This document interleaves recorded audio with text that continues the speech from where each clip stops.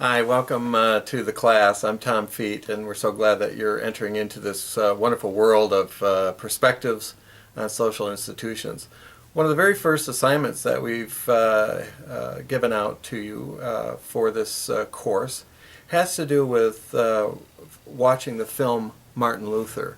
The reason why we've chosen that film is that Martin Luther is a perfect example of what we're trying to get across in the film in general, and that is the important matters of our heart, the matters that haunt us deep into the night. These things stir in us, and after a time, if we're brave and courageous, we'll express these things of heart and mind to others. These things percolate, and eventually, given enough time and enough air, these things can become institutionalized. Martin Luther is a perfect example of that, in that so many of his personal struggles, whether they would be religious in nature or having to do with 16th century society, these were things that he noticed that bothered him terribly, haunted him deep into the night at times, and he began to write on these subjects. Fortunately for Martin Luther, or unfortunately, depending on the day, a person by the name of Gutenberg had also invented the printing press. So it was one of the very first times where someone was thinking something, writing something, and within a very short period of time, everyone else in the world around him was reading these thoughts. So it was a very exciting, very tumultuous time when Luther was doing his work.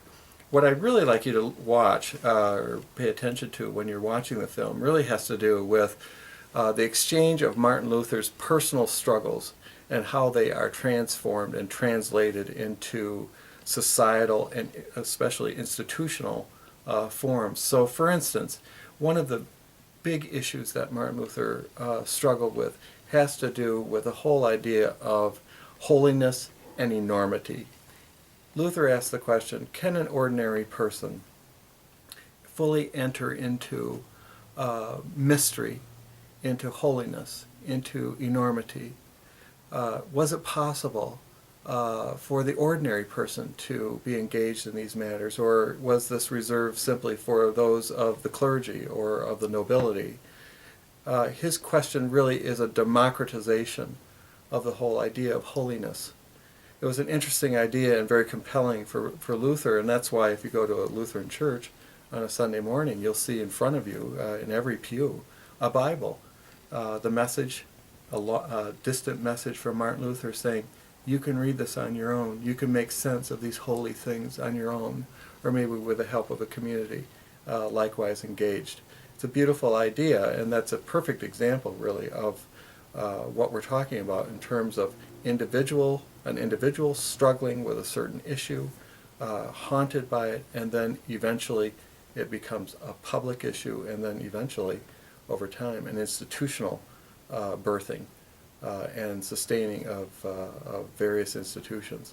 You can see how Martin Luther is a perfect example this way, because so many of his thoughts about ordinary human beings flowered into things like churches, flowered into things like higher institutions of higher education.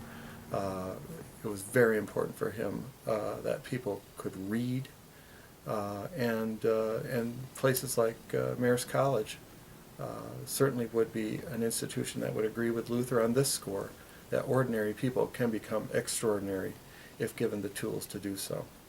So when you're watching the film, hopefully with a friend or a family member, I would like you to ask these questions. What is Martin Luther going through personally? And then how are those personal issues translated into public discourse, and then eventually into public institutions? I hope you have a great time. Pay attention to these subtleties and maybe not so subtle movements. And then maybe you might want to ask yourself what's rumbling in you that might one day become institutionalized. Good luck.